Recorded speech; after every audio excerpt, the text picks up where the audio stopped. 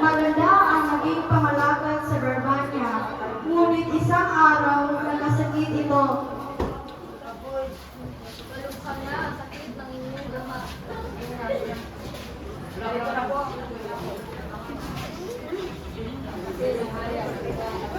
Manulas mo ba? Huwag kayong makalala. Mag-isang gamot. Kailangan niya na matanggal ang awit ng inyong madalas. Lalo na kayo makita. Sinirahan mo sa pinag-ulo. Kaya lang sa tawag ng kayo lalo lasang makina.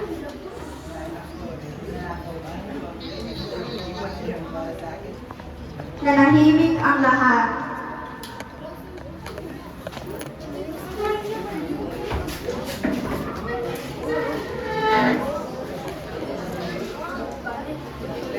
Ano po oras na ikaw nagpatanda? Paano bang malilimutan sa akin? Sa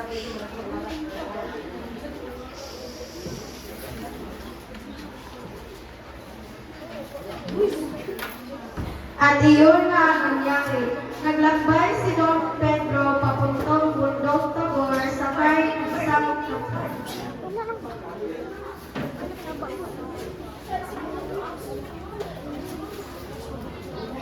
At iyon nga nangyari. Naglakbay si Don Pedro papuntong bundok Tabor sakay ng isang kabayo. Sa kanyang paglalakbay ay namatay ang kabayong sinasakyan at napatuloy na lamang siya sa paglalakad. At nang marating niya itong bundok, at biglang dumating ang ibong Adarna at nagsimulang umawi. Sa kapagudan at sa awit ng ibong Adarna, nakatulog si Don Pedro. Ang ibon ay huminto sa pag-aawit, ngunit may ugali magbawas pagkatapos ng kanyang magandang tinig. Sa kasamaang palad, si Don Pedro ay hihimping na patakan at naging batong buhay sa ilalim ng Pedras Pratas.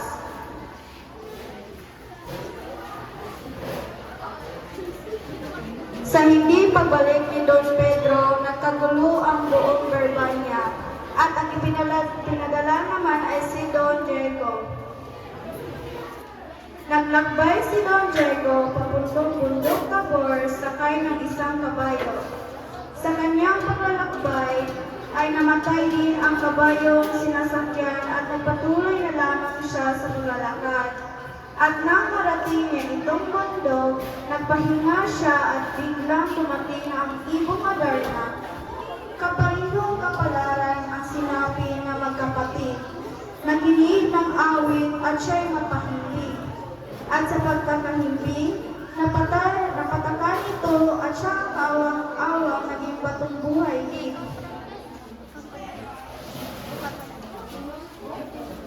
Dahil sa hindi pagkabalik ng dalawang magkapatid, lumala lalo ang karamdaman ng hari.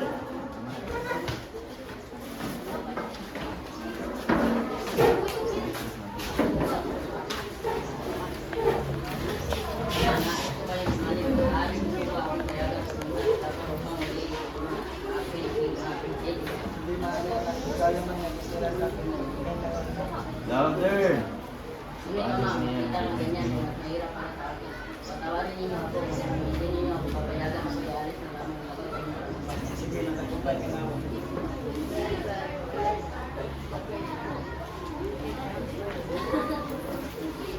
Umalis ang paboritong anak ng hari.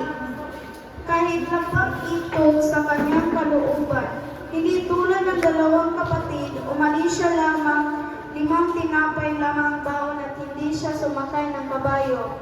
Sa bawat isang buwan ng paglalakbay ay saka lamang niyang kakainin ng tinapay. Nang makalipas na 4 na buwan, isang tinapay lamang ang natira sa kanya.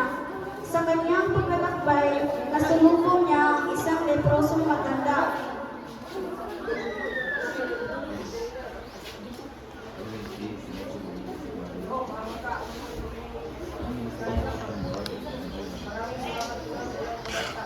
Ang aking ama ay malugang kalinunat na ang lala, dalawang ilaw, nagkakaroon ng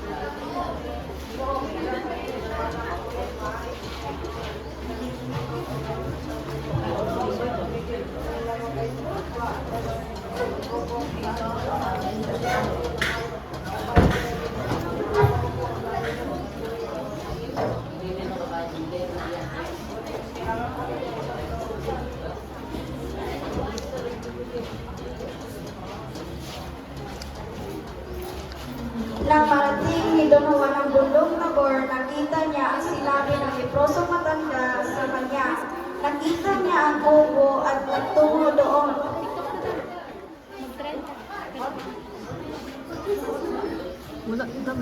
Ingon siya ba? Ingon siya hapon.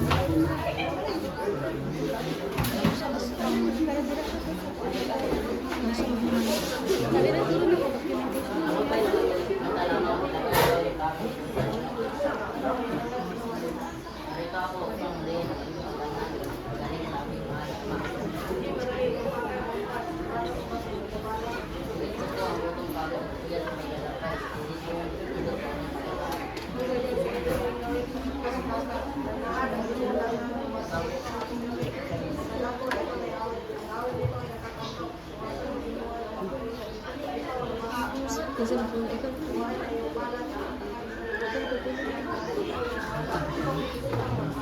Okay naman.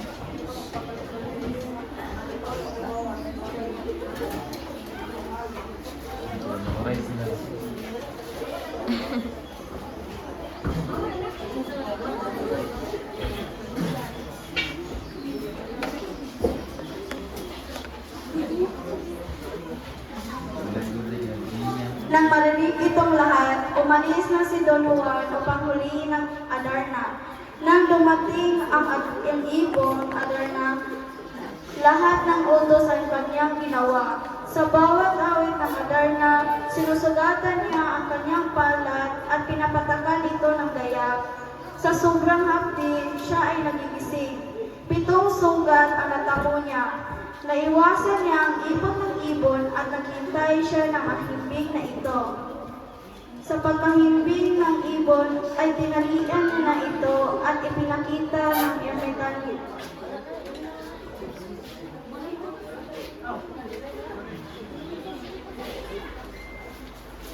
Magaling buntuan, maaari yung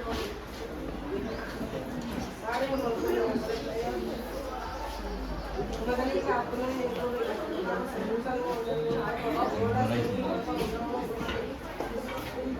Busan mo,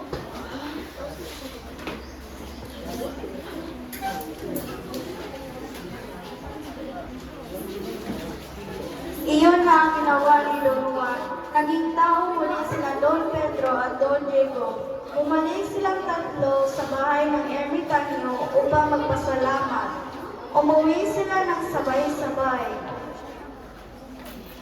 Habang naglalakad sa kagubatan, huminto sila at nagpapahinga sa ilalim ng isang puno. Magkatapit sila Don Pedro at Don Diego na may malalim na pag-uusap.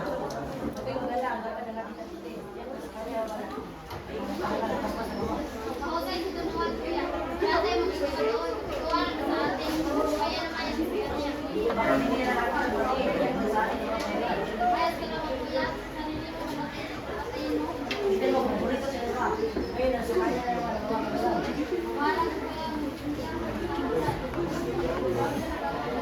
Ayun mo. Wala na kuya.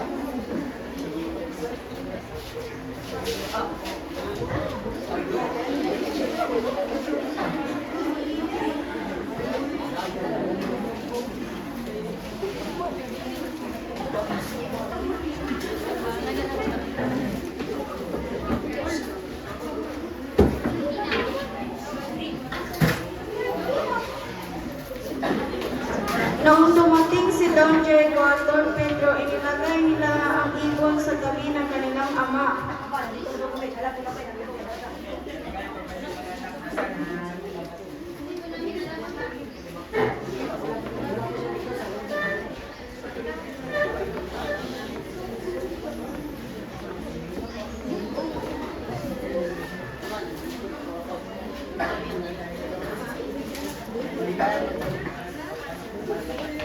Bakit ka mo wala? Kaya na ba?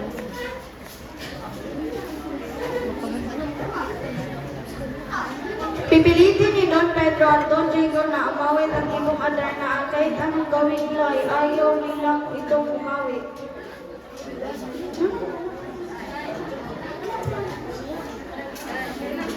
Hindi lamang ang hari ay ang sumigla, nagsimula na ding umawit ang Adarna. Sa awit ng ibong Adarna ay sinasalaysay niya kung paano siya nahuli ni Don Juan at kung paano tinaksilan ng dalawang magkapatid ang kanilang bunsong kapatid.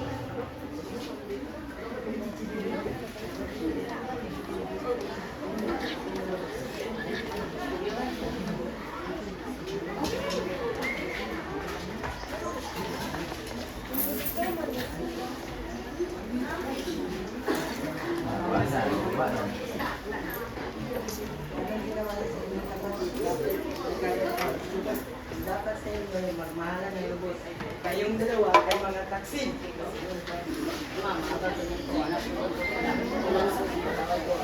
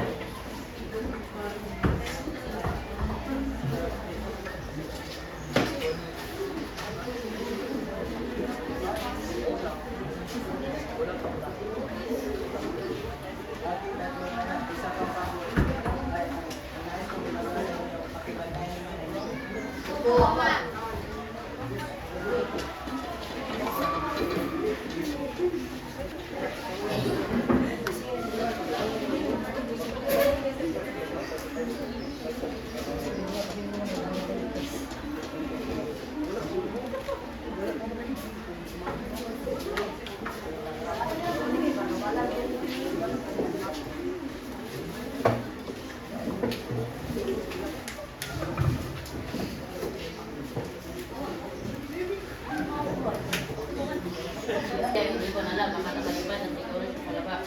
Alam ko na, alis na naman ako ng laban.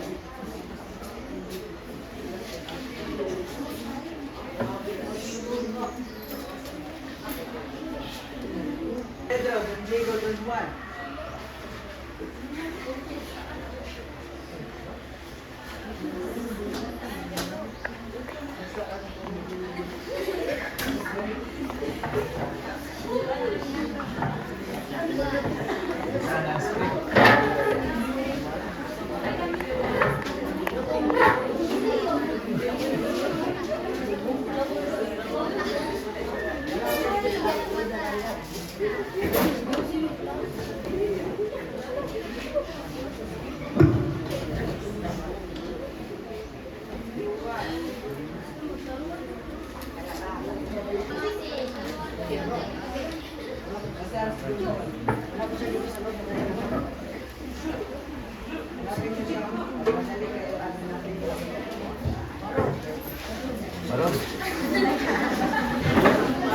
Hindi nila ito makita. Nahalubog na sila ang mga malalapit na poog sa kanilang kaharian. Maliban sa mundong Armenia, sa buong buhay nila, hindi pa nila nararating. Nang marating nila ito, nabighani sila sa kagandahan ng mga tanawin. Ang mga puno ay nagumintig sa bunga at parang hiwagang nawawala ang kanilang mga problema. Sa di kalayuan, nakita ng dalawang prinsipe si Don Juan.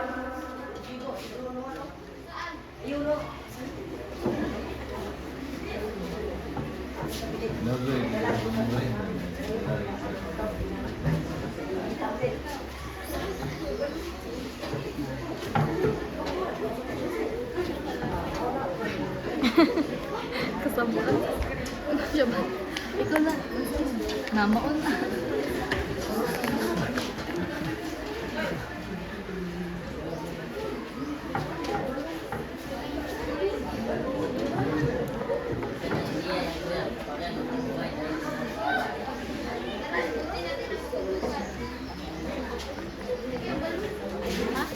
Last and final rehearsal. Practice yan. Nag-away pa sila. Puspos ka po nila. Tignan ninyo, nandun ko lang sino kaya na may-ari ito. Muras na tulong. Tara, tignan natin. Teka,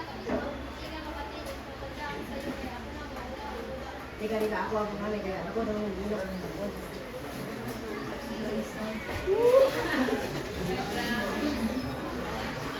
Kuya, anong meron pa? Dilib, luba na pagka dilib. Nagbalong yun. Kuya, anong meron pa?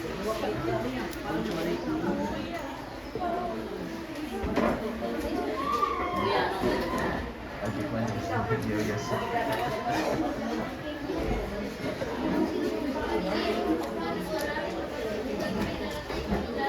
Kasi ko nang tawag ka na niya. Tapos sa buhok. Sa kahariang iyon, nanirahan, magkapatid na parehong mayroong bantay.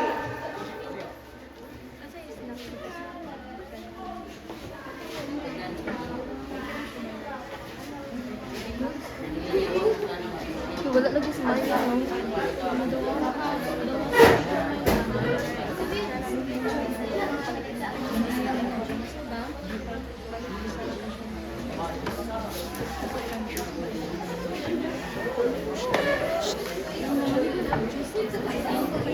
Wala. Na ako dam.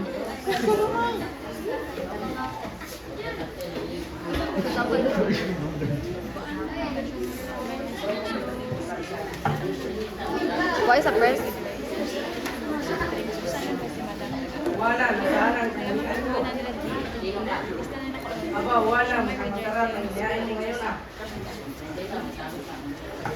At naglaban si Juan at ang higante. Napatay ni Don Juan ang higante. Alam mo oras to? Sir mo po, manas na sir, mag-destroy siya sila magpadayo sir. Sige, nabili ko. Ito nung sayang kay uling sir niya. Ano ba ito? Natulungan ka din. Kaya man dam, wala akong laylo lang.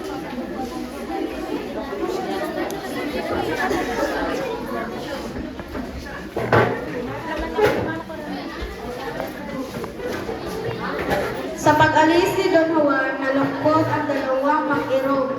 Pagdating ni Don Juan sa palasyong kinalalagyan ni Princess Leonora, nabihag ito ng kanyang kagandahan. Tila ba nakalimutan ng sintang minamahal.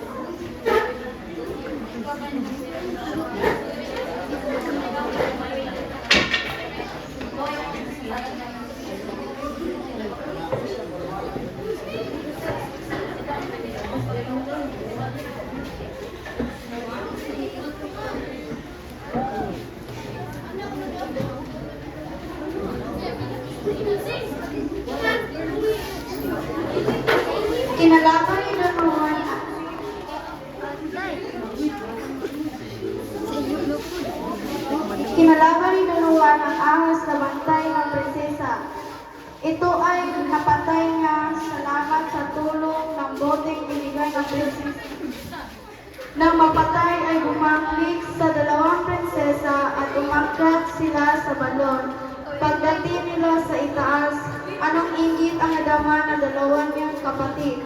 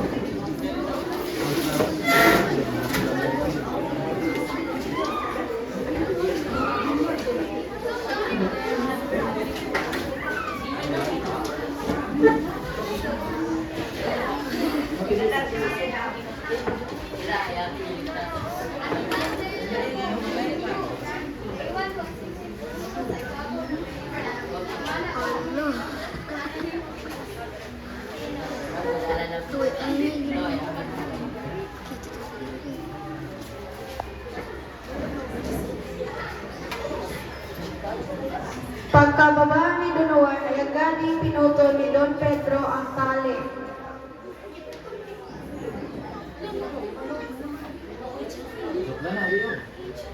Tatalon sana si Princess Leonora, ngunit mahihila ito ni Don Pedro.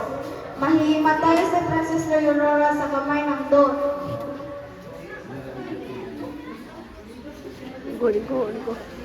Umuwi ng Birmania ang dalawang magkapatid.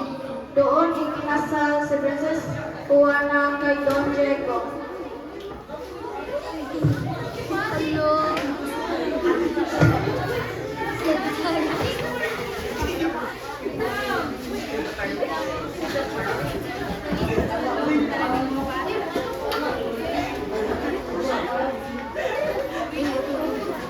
Umuwi ng Birmania niya dalawang magkapatid doon ikinasal si Princess Rowena kay Don Diego.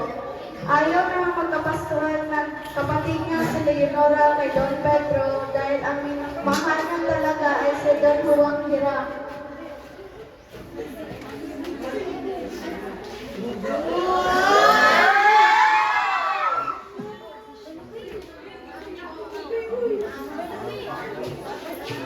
Sa kabilang banda, si Don Juan nahulog sa balon at lubog na karatay. Pinagaling ng mahiwagang lobo na alaga ng prinsesang Leonora at sa wakas nagsimulang maglakbay si Don Juan pauwi at sa paglalakbay ay may nasalubong isang ibong maringit ang sa kanya'y lumapit. Magandang tinig nito ay ipinarinig.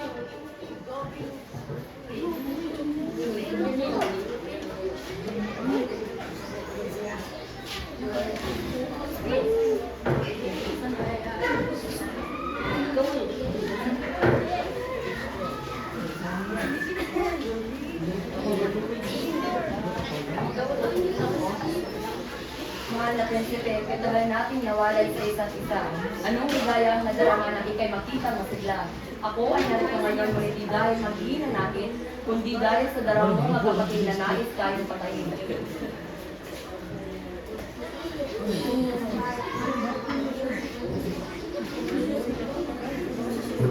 Mabutit na wala lamang ang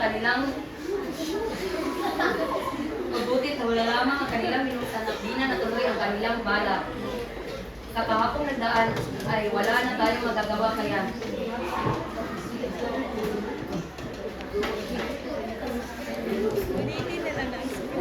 Sa kahapong nagdaan ay wala na tayong magagawa kaya hanapin na natin ang may magagawa kaya daralapat na hanapin ang iyong kaligayahan. Di mo na hilimutin si Leonora mong iniibig kapagkat mayroong mas magandang binibili. Kaya tayo na Don, pumunta na tayo sa Reino ng De Los Cristal.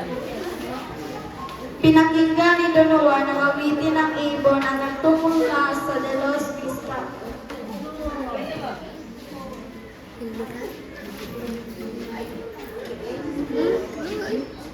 Buhay ng hilat ng mga kagandahan.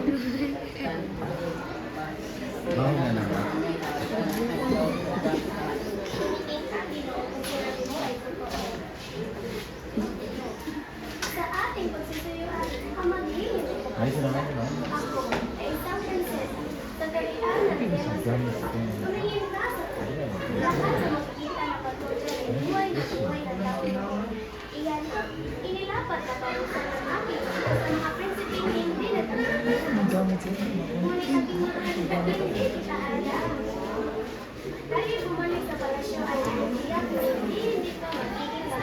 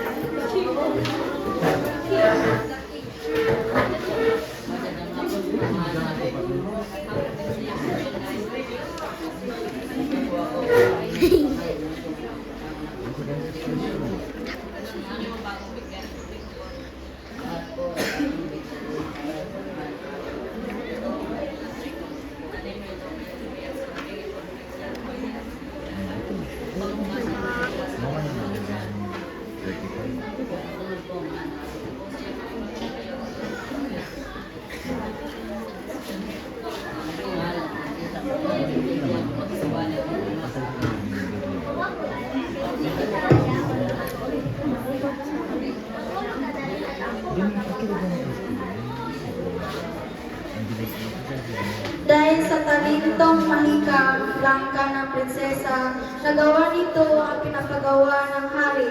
Kinabukasan, mayroon na itong tinapay sa hapag. Hindi napagpaniwala ang hari, kaya ito nag-utos uli. Lahat ng utos ng hari ay napagtagumpayan ni Don Juan. At walang nagawa ang hari, kundi ibigay ang kamay ng kanyang mahal na anak. Ngunit paalis pa lamang ang dalawa na magbago ang isip ng hari at hinabol sila. Tumakas ang dalawa at napunta sa kagubatan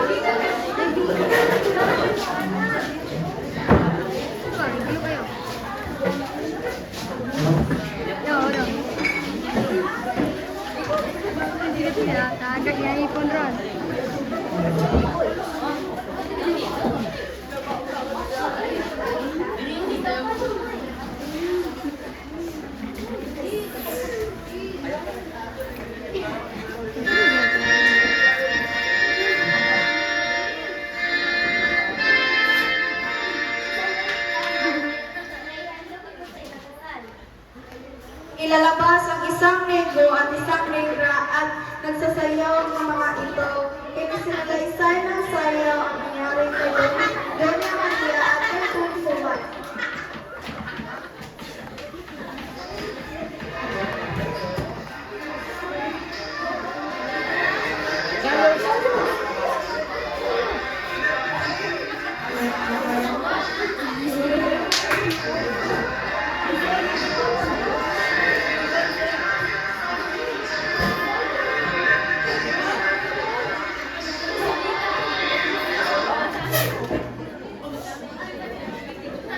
Pagkatapos nilang sumayaw, ay yakapin ng si Doña Maria at silang dalawang ikakasal.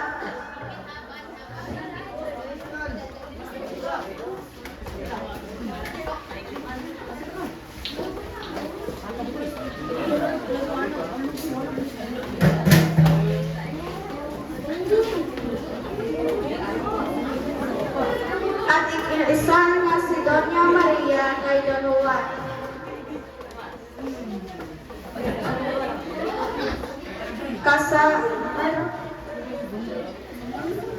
At Don Pedro at Prinsesa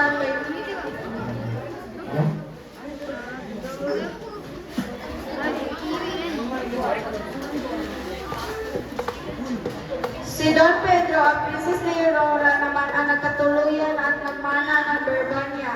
At si Don Juan, Doña Maria naman ang nagmuno sa Reinos de los Cristales.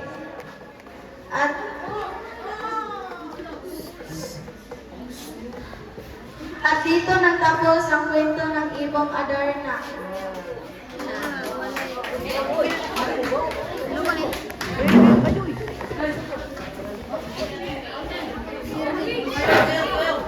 Alam mo na, Dam.